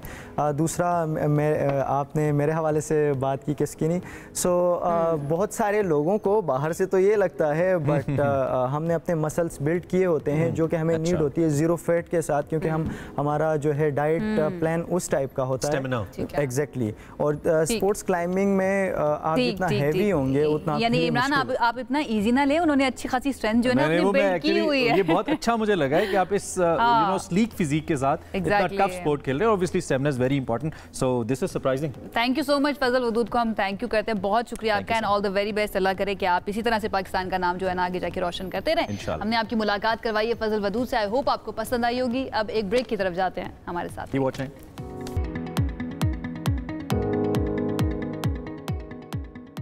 Welcome back once again. बिल्कुल आगाज कर रहा हूँ, आगाज कर लेना, रुको जरा, सब्र करो, आपको क्योंकि खबर हमारी खुशी की है तो हम जरा आराम से ठहर के आते हैं। इस्लामाबाद यूनाइटेड का इस वक्त PSL पॉइंट्स टेबल के ऊपर जो राज है वो जारी है। अब ये राज नहीं रहा, राज हो गया है। दिफाई चैंपियन है इस्लामाबाद यूनाइटेड, और गुज़िश्ता रोज़ कराची किंग्स की टीम को 6 विकेटों से बासानी हराया, और अब मुसलसल चौथी कामयाबी अपने नाम की है। 4 प्लेट 4 विन 8 पॉइंट्स। कोई बात नहीं, लाहौर कलंदर भी किसी से पीछे नहीं है, सेकंड नंबर पर पॉइंट्स टेबल पर है इस्लामाबाद यूनाइटेड की। लेकिन हम पहले बात कर लेते हैं, टॉस जीतकर कराची किंग्स को बैटिंग की दावत दी, जिसने मुकर्ररा 20 ओवर्स में 7 विकेटों के नुकसान पर 128 रन बनाया। लेकिन इस्लामाबाद यूनाइटेड जो है उसने 129 रन का हदफ 18वें ओवर में ही हासिल कर लिया, 4 विकेटों के नुकसान पर हासिल। क्या हुआ? इतना कम टोटल? अब कोई बात नहीं, आसानी कर दी ना। देखिए, बुरा वक्त तो किसी पे भी आ सकता है। जी जी, ऐसे ही है। अच्छा, हमारी टीम जो है ना वो ये सोचती हो कि जब ये वाली टीमें खेल रही होती हैं तब ये बड़ा हौला हाथ रखा हुआ होता है, लेकिन बुरा वक्त किसी पर भी आ सकता है। पाकिस्तान सुपर लीग में अभी तक 10 मैचेस खेले जा चुके हैं, जिसमें इस्लामाबाद यूनाइटेड 4 मैचेस खेलकर तमाम में कामयाबी हासिल करते हुए पहले नंबर पर पॉइंट्स टेबल पर मौजूद है। लाहौर कलंदर्स ने अभी तक 3 मैचेस खेले, जिनमें से 2 पे कामयाबी, और वो दूसरे नंबर पर है। लास्ट में ना मुल्तान सुल्तान ने 1 मैच नहीं जीता। Multan Sultan 3 plate 3 lost. Oh my God, this ये बहुत ज्यादा अलार्मिंग है, क्योंकि मुल्तान सुल्तान सीम्स न्यू लाहौर कलंदर्स, जो कि शुरू में पहले आती थी लेकिन बाद में तो लाहौर कलंदर्स ने अपने आप को मनवाया, टाइटल्स जीते।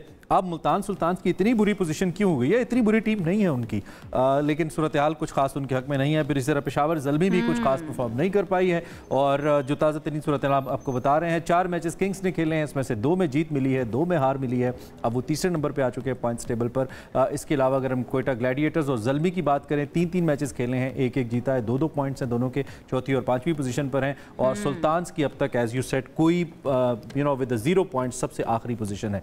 टॉप टीम्स तो सामने आ रही हैं। One thing is quite obvious, Islamabad United is going to qualify. थोड़ा सा कराची के बारे में बता दें किसने कितना स्कोर किया है। टिम साइफर्ड की बात करें, उन्होंने 30 रन बनाए हैं।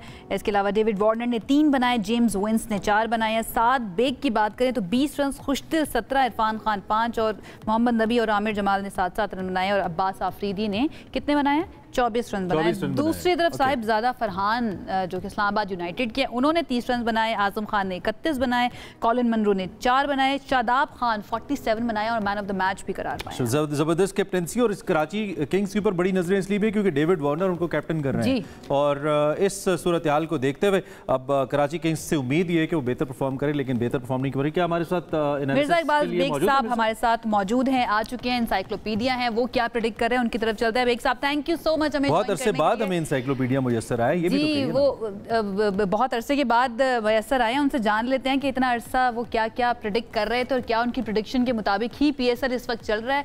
बहुत शुक्रिया बेग साहब हमें ज्वाइन करने के लिए। 10वां मैच और इस्लामाबाद यूनाइटेड 4 मैचेस खेले, चारों जीत चुकी है। ये एक्सपेक्ट कर रहे थे आपके इतना अच्छा खेलेगी इस्लामाबाद यूनाइटेड? आयशा और इमरान, आपका बहुत बहुत शुक्रिया।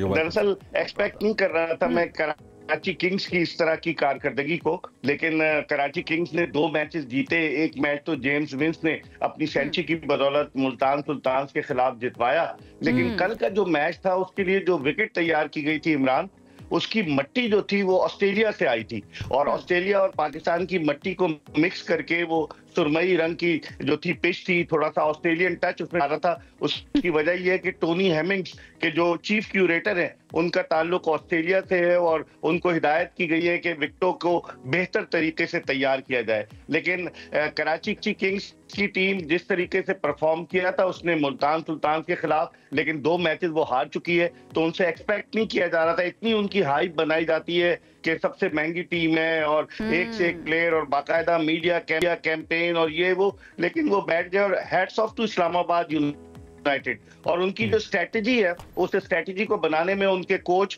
माइक हैसन का बड़ा रोल है, जो न्यूजीलैंड की टीम के कोच रहे और अब वो इस्लामाबाद यूनाइटेड के साथ है। बड़े लो प्रोफाइल में रहते हैं, लेकिन वो जिस अंदाज से अपना काम कर रहे हैं, hats off to him. I remember मेरे साहब, इस्लामाबाद यूनाइटेड अपनी कैंपेन के अंदर, प्री PSL कैंपेन के अंदर सबसे ज्यादा सेलिब्रेट अपने कोच को कर रही थी rather than rest of the things, you know, बाकी फैक्टर्स को, और वो उनके काम भी आ रहा है। लगता है कि फोकस बड़ा कहाँ पे बाकी टीमें गलती कर रही हैं जहाँ पे इस्लामाबाद यूनाइटेड उन पे बर्तरी लेके जा रहा है। बेसिक शॉर्ट कमिंग्स क्या देख रहे हैं, खास तौर पे अगर मैं लाहौर कलंदर्स और कराची किंग्स के बारे में आपसे पूछूं? देखिए इमरान, दरअसल जो टीमों के कप्तान हैं वो अपने, लगता ही है कि वो अपनी पोजीशन छोड़ना नहीं चाहते। पेशावर ज़ल्मी के बाबर आजम है, वो इनिंग्स ओपन करने जा रहे हैं, हालांकि उनकी टीम में दीगर ओपनर्स मौजूद है। ऐसे ही मोहम्मद रिजवान है, उनकी टीम में ओपनर्स मौजूद है, लेकिन वो कप्तान है, वो इनिंग्स ओपन करते हैं। क्वेटा ग्लैडिएटर्स के सऊद शकील कप्तान है, वो इनिंग्स ओपन करते हैं। तो आप अंदाजा लगाएं, जो कप्तान है, अगर आप इस तरह की सिचुएशन में आएंगे, डेविड वार्नर तो चले रेगुलर कैप्टन है, वो आए हैं, लेकिन वो बिल्कुल ही पाकिस्तान की विकेटों पर बिल्कुल नाकाम हो गए। 43 रन है उनके डेविड वार्नर के, एक इनिंग्स में उन्होंने 31 रन बनाए, उसके अलावा बाकी वो फ्लॉप रहे। तो कप्तानों की वजह से भी है कि कॉम्बिनेशन दुरुस्त नहीं बन पा रहा।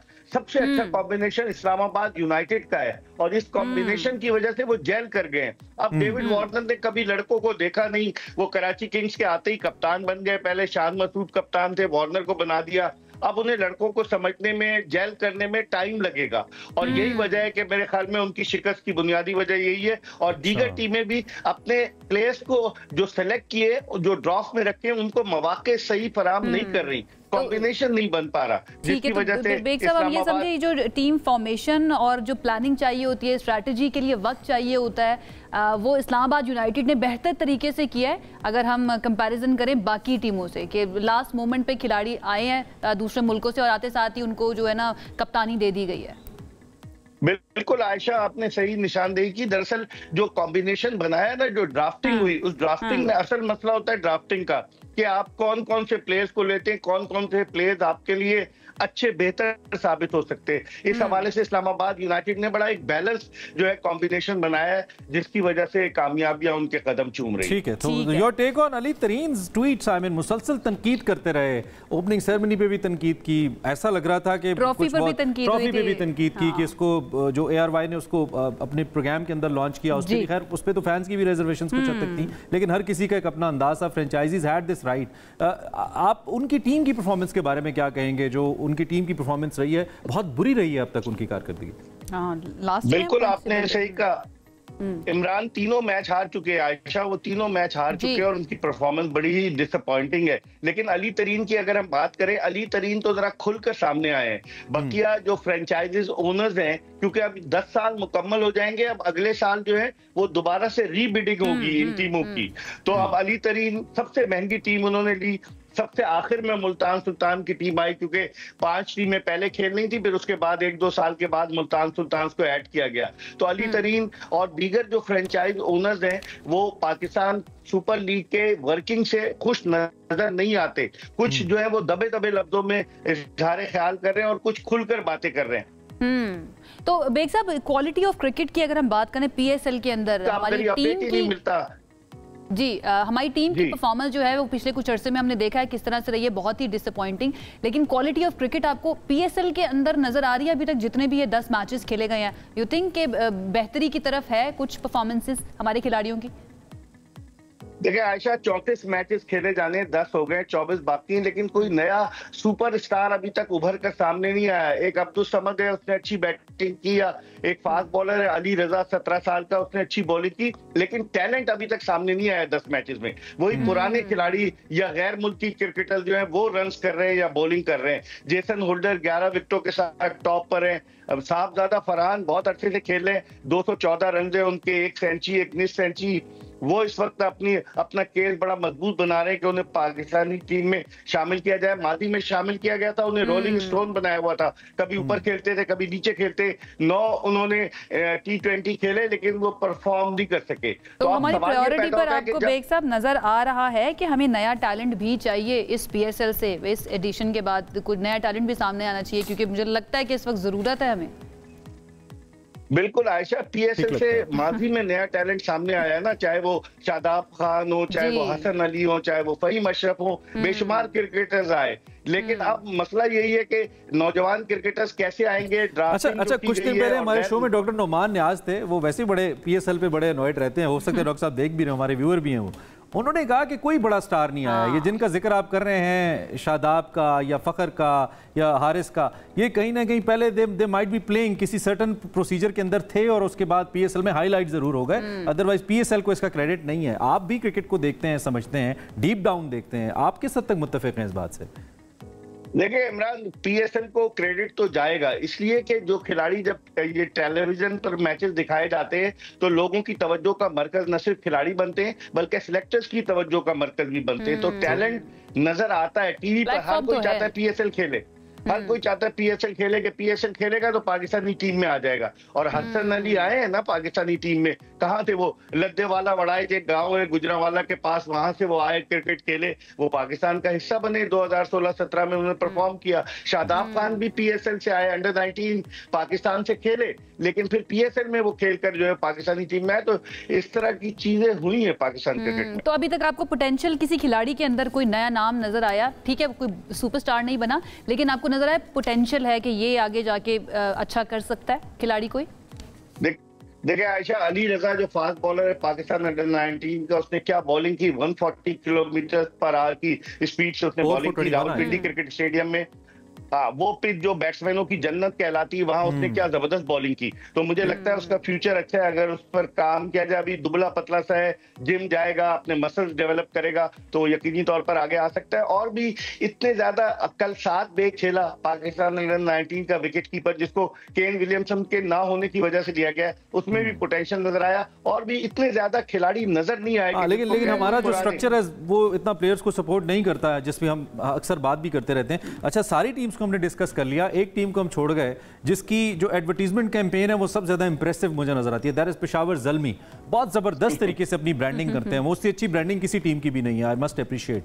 लेकिन परफॉर्मेंस हमेशा से कभी भी ऐसा नहीं हुआ मेरे साहब के पेशावर ज़ल्मी ने PSL टेक ऑफ किया और छा गई हो या फिर बहुत ही बॉटम पे चली गई हो। ऐसी ही क्रिकेट खेलते हैं, दरमियान में रहते और एक टाइटल भी जीत लिया ऐसे ही उन्होंने।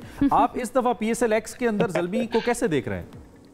देखिए, ज़ल्मी के खिलाड़ियों को आपने देखा होगा, ब्रांडिंग की बात की ना इमरान, तो जावेद आफरीदी खिलाड़ियों को वो बकरा जिसके पेट में चावल होते हैं वो खिला रहे होते हैं, आपने देखा होगा वीडियो जो है बड़ी आ गई। तो बकरे खिलाने से थोड़ी खिलाड़ियों की कारकर्दगी इंप्रेस होगी, लेकिन उनकी ये स्टैंड वो पब्लिसिटी ये एक तरीकेकार है पब्लिसिटी का। आप बिल्कुल सही कह रहे हैं, पेशावर ज़ल्मी अंडर प्रेशर है, खासतौर पर बाबर आजम कप्तान, वो इनिंग्स ओपन करने जा रहे हैं। अब तक सिर्फ 3 मैचेस में उन्होंने 5 रन 6 रन बनाए, तो नहीं गए, तो उन पर बड़ा प्रेशर है। फिर उनकी कप्तानी की वजह से बाद क्वेश्चन मार्क्स आते हैं। तो मेरे ख्याल में और उनके हेड कोच डैरन सैमी भी नहीं आए, वरना डैरन सैमी मादी में होते थे पेशावर ज़ल्मी के साथ।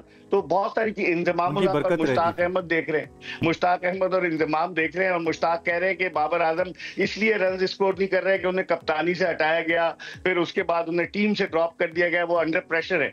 तो माशाल्लाह हमारे मुश्ताक भाई जैसे हमारे जो सीनियर्स हैं वो लॉजिक्स देने में तो बड़े माहिर हैं ना। नहीं तो ये खराब परफॉर्मेंस बेग साहब, ये कंडक्ट तो नहीं होता ना किसी भी बड़े खिलाड़ी का कि अगर उनको कप्तानी से हटा भी दिया गया तो वो परफॉर्म करना ही छोड़ दें। हमें दुनिया में नजर आती हैं इस तरह की मिसालें कि हटाया जाता है कप्तानी से, लेकिन एज अ प्लेयर तो वो खेल रहे होते हैं ना, उनको अपना बरकरार रखना होता है स्टैंडर्ड। लेकिन ये लॉजिक मुश्ताक अहमद को कोई समझाए ना। आयशा साहिवाल से वो आए और क्या जबरदस्त वो पाकिस्तान के लिए खेले, फिर अब उन्होंने ऐसी इंग्लिश बोलते हैं माशाल्लाह से, गैर मुल्की टीमों के साथ भी अटैच याद आ जाते हैं। आप असेस क्या कर रहे हैं आप बाबर के बारे में, उनकी ये भी बताइए, और लीग का जो इमेज ओवरऑल है क्रिकेट बोर्ड की, क्योंकि बहुत ज्यादा तनकीद की जद में, मुझे लगता है कि शायद ये एडिशन जितना तनकीद की जद में इससे पहले कोई एडिशन नहीं आया है, मुझे कुछ बेवजह भी लगती है। मुझे लगता है वैसे ही हम पाकिस्तानी एक चीज के पीछे भी पड़ जाते हैं। आपका इस पे क्या टेक है?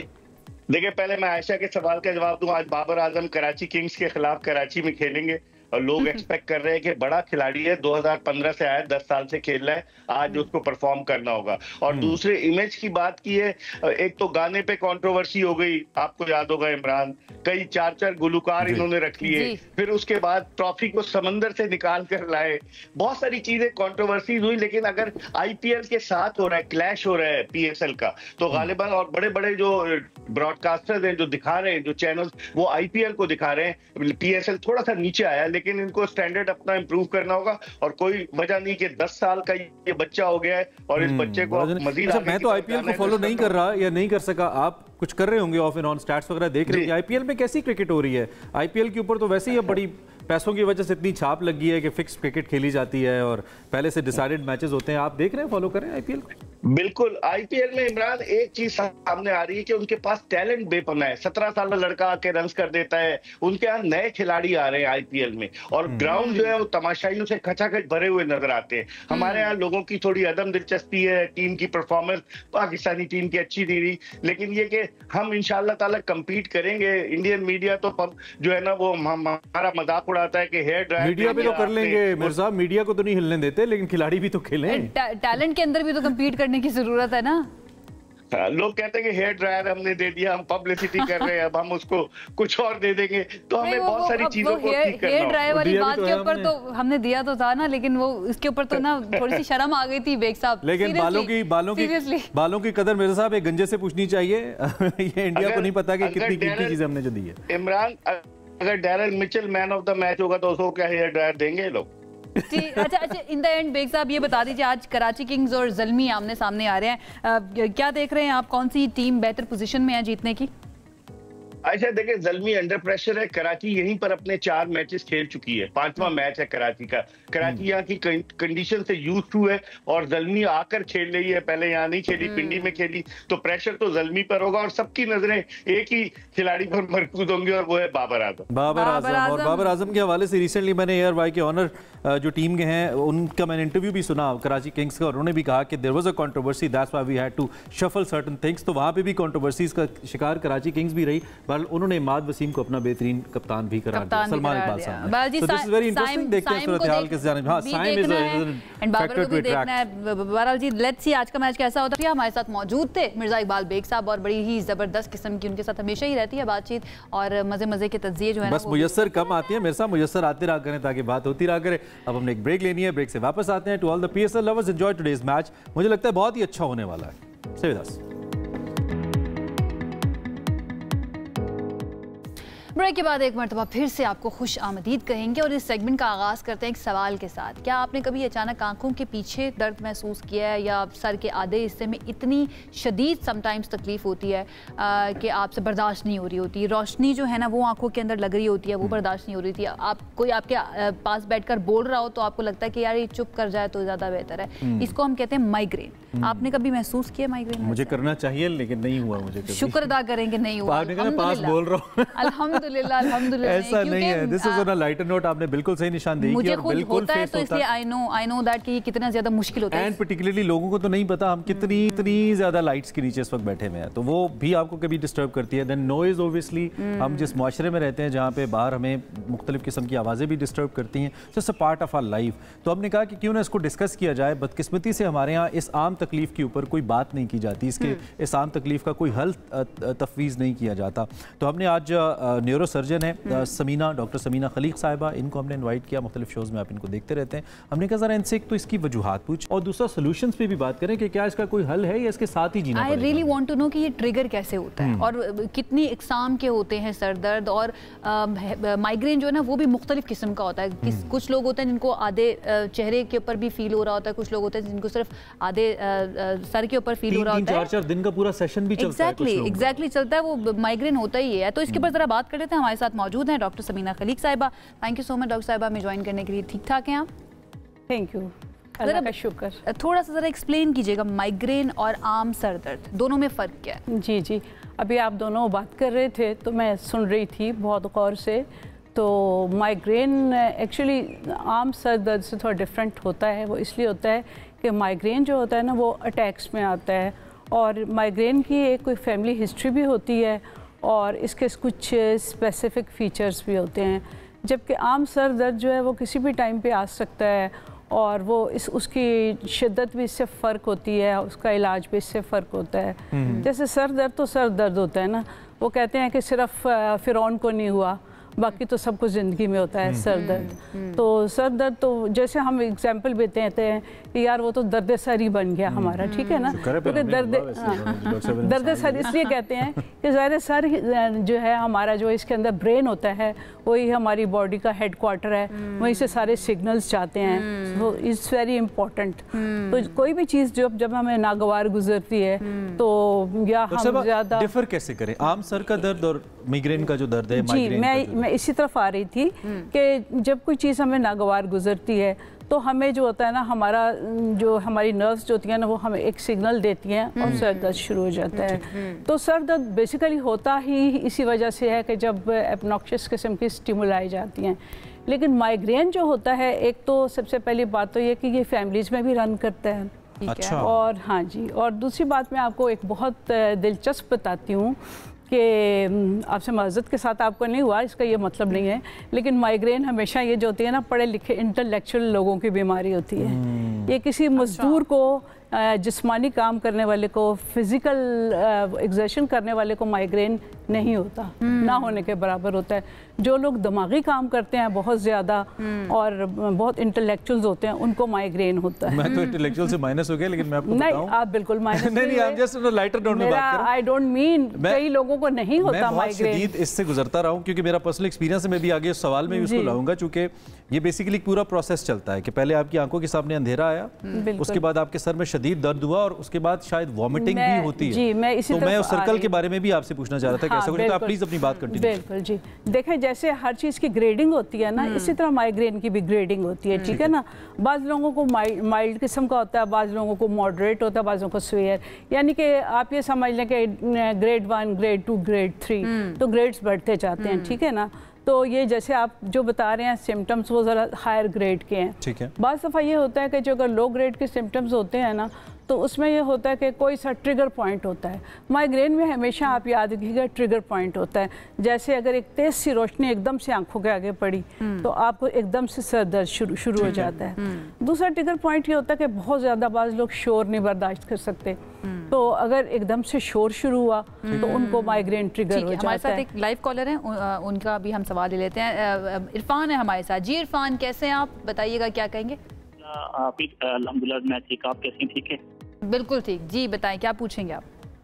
मेरा ये सवाल था आपसे कि मेरा ना महीने में ना एक बार दर्द होता है, ठीक है, आधे सर में दर्द होता है। तो ये मैडम से ये पूछना था कि ये मतलब कि ये इरफान भाई कब होता है? कोई खास सिम्टम्स, कोई खास चीज जो डॉक्टर साहिबा को हेल्प करे आपको बताने में?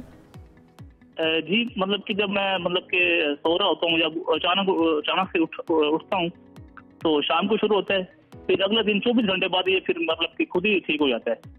ठीक है, मतलब से भी नहीं आराम आता। कोई सवाल आप करेंगे इरफान साहब से या सवाल समझ आ गया आपको? जो जहाँ तक मुझे समझ आया, कहते हैं कि शाम को शुरू होता है और सुबह तक ठीक हो जाता है। आधे सर का होता है, 24 घंटे। इनसे ये पूछिए कि जब ये अच्छा गहरी नींद सो जाते हैं तो सुबह उठते हैं तो आराम आ जाता है? जी सोने के बाद आता है। जब गहरी नींद सो जाते हैं सुबह आराम आ जाता है? बिल्कुल ऐसा ही है, थोड़ा बहुत मतलब रहता है लेकिन वो शाम तक मतलब किस तरह ठीक है। एक और कॉल। हाँ, निसार हमारे साथ मौजूद है। निसार जी बताइए, आपका क्या सवाल है? जी मैं लाहौर से बात कर रहा हूँ मैम। मुझे ऐसा है कि आधे सर में दर्द रहता है, तो आप भी इस हवाले से मैं पूछना चाह रहा हूँ कि मुझे अक्सर ज्यादा तकलीफ रहती है आधे सर में, तो फिर उसके बाद जो है ना वो काफी टाइम गोली ट्रीटमेंट करता हूँ, उसके बाद नींद आ जाती है, फिर मुझे थोड़ा बहुत आराम आता है। और ये कितनी देर तक रहता है तकरीबन? आपका भी 24 घंटे का साइकिल है, चलता है? जी इतना चलता है जो है ना, 24 घंटे। ठीक है। Similar cases. इन्होंने कभी कोई मेडिकेशन ली है, कोई दवाइयाँ ली हैं इसके लिए? वो तो अब शायद चले गए हैं। अच्छा, कह रहे हैं मैं गोली लेता हूँ। हाँ, वो लोग ले लेते हैं, आम पैनाडोल की गोली ले लेते हैं। तो लेकिन बेसिकली जो इसकी वजह ये होती है कि मिग्रेन की जो वजह होती है असल वो ये होती है कि हमारे ना सर के ऊपर ना एक नेटवर्क होता है बहुत बारीक ब्लड वेसल्स का, ठीक है, बहुत ही डेंस किस्म का नेटवर्क होता है। अच्छा, होता ये है कि वो नॉर्मली हो तो वो ब्लड वेसल्स हमारी एक ख़ास उसमें डायामीटर की होती हैं, ठीक है, जो कि हमें, अगर आप हैरान हो गए कि हम माइक्रोस्कोप के नीचे ही देख सकते हैं, लेकिन फिर भी उनका एक डायामीटर होता है, उसमें ब्लड फ्लो हो रहा होता है और वो सारा उसी के ऊपर हमारा डिपेंड करता है कि हम कितना अच्छा फील कर रहे हैं। तो होता ये है कि जब माइग्रेन का अटैक आता है तो वो एकदम से श्रिंक होती हैं, और वो श्रिंक होती हैं और वो इतनी बुरी तरह श्रिंक होती है कि बंदे को ऐसा लगता है कि मेरा सर दर्द से फट जाएगा। वो पेन इस वजह से होता है। जी, तो इसके लिए जो इमरजेंसी ट्रीटमेंट है वो खास टैबलेट होती है, जो कि मैं तो ज़्यादा रिकमेंड नहीं करती, क्योंकि फिर बंदा जो है हर दफ़ा लेके आदी हो जाता है। तो वो श्रिंक होती है, तो वो जो एक वो वेसल है वो उनको डायलेट कर देती है एकदम से, और पेशेंट को टेम्परेरी रिलीफ मिल जाता है। कुछ लोग होते हैं उनका बड़ा डिफरेंट तरीका कार भी होता है, लाइक मुझे अगर माइग्रेन आपको पता चल जाता है, सिम्टम्स थोड़े फील होना शुरू हो जाते हैं, ऑरा स्टार्ट के अंदर ही अगर मैं कोई टैबलेट ले लूं तो वो रुक जाएगा वहां, बिल्कुल, अदरवाइज वो 3 से 4 दिन जो उसने साइकिल के मेरे लेने हैं वो माइग्रेन का हमेशा ऑरा होता है। माइग्रेन के पेशेंट को पता चल जाता है कि अब मुझे माइग्रेन आने वाली है, और उसके सिम्टम्स होते हैं कि जी आपको आंखों के आगे जैसे धब्बे नजर आते हैं, बाज लोगों को रोशनी की जैसे चिंगारियां नजर आती हैं, जैसे नोजिया सा फील होता है, दिल खराब होता है, बाज लोगों को थोड़े चक्कर आते हैं। तो अगर उसी वक्त मेडिसिन लेके और थोड़े से कमरे में अंधेरा करके लेट जाया जाए तो वो आप उसको थोड़ा सा कम कर सकते हैं। 2 कॉलर्स और हैं हमारे साथ, उनसे भी जरा बात कर लेते हैं। यासिर हैं और फिर अनस है। पहले यासिर हैं शायद हमारे साथ। यासिर आप हैं? जी मैं यासिर। प्लीज बताइए क्या सवाल है आपका? सवाल मेरा ये है कि मैंने डॉक्टर साहब से ये पूछना है कि मुझे जो है ना जो सर का दर्द है ना दिन के टाइम कभी कभार होता है, कभी सुबह 10 से 12 के बीच में होता है, कभी जोर से लेकर असर के बीच में बड़ा सख्त दर्द होता है। जब मैं थोड़ी देर आराम करता हूँ या नमक वाला पानी पी लेता हूँ तो फिर उससे मेरा जो है ना सर दर्द खत्म हो जाता है। तो यासिर किसी खास तब्दीली से आता है, गर्म से ठंडे में जाते हो या अंधेरे से रोशनी में, या वैसे ही हो जाता है बैठे बैठे? जब मैं 2 वजूहत होते हैं, या तो घर में कोई चीज खा पी के उसी टाइम जो है ना रेस्ट कर लूँ तो तब, या फिर अगर पहाड़ी इलाके की तरफ सफर करूं तो फिर ये पोजीशन होती है। पहाड़ी इलाके हाइट आप कुछ पूछना चाहेंगे इनसे? इसमें ये इनसे मैं पूछना चाहूँगी कि ये जब इनको ये दर्द आता है तो इन्होंने कोई चीज़ खाई होती है खास, यानी कि खास चीज़ से खास चीज़ खाने से होता है, या कुछ भी खाएं और लेटें और हो जाता है? कुछ भी खाओ या खाओ पियो ना तो उससे हो जाता है। चले ठीक है, यासिर भाई सवाल आ गया आपका, जवाब ले लेते हैं। जरा अनस का भी क्वेश्चन हम ले लें फिर इकट्ठा। जी अनस भाई आपको आवाज आ रही है? अनस साहब आपको आवाज आ रही है? अनस की लाइन ड्रॉप हो गई है। चलो यासिर साहब की क्या वजह है खाने के बाद? हाँ देखें, इसका एक रिलेशनशिप होता है खाने से भी ना। अच्छा, बात चीज़ें होती हैं जो कि हमें बहुत ज़्यादा एकदम से ट्रिगर करती हैं। बाज़ लोग बहुत ज़्यादा चॉकलेट खाते हैं, हो जाता है। कॉफ़ी पीने से बहुत ज़्यादा हो जाता है। कॉफ़ी पीने से होता है, चॉकलेट खाने से होता है, और चीज़, बाज़ लोग पिज़्ज़ा खाते हैं तो उनको होता है, हाँ चीज़ से होता है, योगर्ट से हो जाता है, तो इससे भी होता है। हाँ, और दूसरी जो ख़ास वजह ये होती है कि अगर हम बिल्कुल फास्टिंग हालत में हो, बिल्कुल हमारी ब्लड शुगर लो हुई हो, तो तब भी ये माइग्रेन ट्रिगर होता है। सबके ट्रिगर पॉइंट्स डिफरेंट होते हैं। सबके ट्रिगर पॉइंट डिफरेंट होते हैं, लेकिन अक्सर कॉमन होते हैं। लेकिन इसलिए मैं अक्सर डॉक्टर साहब, हमें जो ज़्यादातर मर्दों की कॉल्स आई हैं, तो क्या ये बंदों को ज़्यादा होता है, खवातीन को कम होता है? नहीं,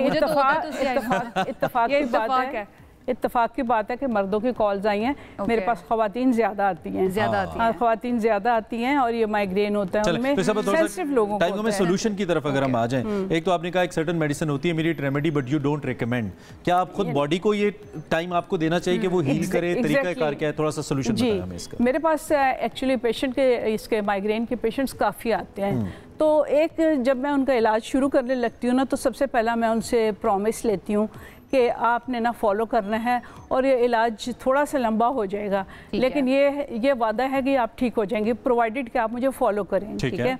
अच्छा, और एक सबसे पहला मैं वादा तो ये लेती हूँ कि जब तक मैं कहूँगी आपने इसको जारी रखना है। ठीक है ना। हाँ, इनिशियली मैं कहती हूँ आपको शायद लगे कि मेडिसिन मैं ज़्यादा दे रही हूँ, लेकिन फिर मैं आहिस्ता आहिस्ता कम करते करते ऑटो पायलट पे ला के फ्यू मंथ्स के लिए छोड़ती भी हूँ, क्योंकि देखें हमने उनको थोड़ा सा रिलैक्स करना होता है। और माइग्रेन के कॉजेज़ में एक ये भी होता है कि ज़ाहिर है जब आप बहुत सेंसिटिव होते हैं और आप ज़्यादा टेंशन लेते हैं, उससे भी होता है। देखिए, जब आप ओवरवर्क्ड होते हैं, जब आपने आराम नहीं किया होता, आपको माइग्रेन होती है। ठीक है। जब आप स्ट्रेस्ड होते हैं, एक तो मेडिसिन इसका हल तो है डेफिनेटली, क्या कोई सर्टेन थेरेपी या लाइफस्टाइल में तब्दीली भी इसको हेल्प करती है? अभी मैं इसी तरफ आ रही थी कि मैं मेडिसिन देती हूँ, और उसके साथ फिर मैं उन्हें थोड़ा सा रिलैक्सेंट्स भी देती हूँ, और साथ मैं उनको एक और बात का भी वादा लेती हूँ कि आपने रेगुलरली वॉक करनी है। देखिए, जब हम वॉक करते हैं ना, या हम एक्सरसाइज करते हैं, तो हमारे ब्रेन में कुछ ऐसे केमिकल्स रिलीज होते हैं जो कि हमें रिलैक्स करते हैं, जो कि हमें खुश रखते हैं, और जिसकी वजह से हम ये समझ सकते हैं कि सिर्फ मेडिकेशन नहीं, बल्कि आपको लाइफस्टाइल चेंजेस जो है ना, वो भी बहुत ज्यादा जरूरी है इसको ठीक करने के लिए। They go together, medicines and lifestyles and your habits. Thank you so much. बहुत अच्छे से आपने आसानी से एक्सप्लेन किया। इस पे मजीद बात हो सकती है, लेकिन ऑब्वियसली टाइम हमारे पास कम है। आप अपने लाइफस्टाइल को थोड़ा सा तब्दील करें, एंड देन किसी न्यूरोलॉजिस्ट के पास चले जाएं, उनसे मशवरा ले लें। अगर ये दर्द रह रहा है तो ये ठीक नहीं, और अगर नहीं भी है ना, अगर आपको माइग्रेन, तो वैसे भी आपको अपना लाइफस्टाइल बेहतर रखना चाहिए। आपको बहुत सारी दीगर चीजों से वो महफूज रखता है। It's very important. अब क्विकली, इससे पहले कि हम प्रोग्राम खत्म करें, हमारे पास कल एक बड़ा जबरदस्त मार्च हुआ।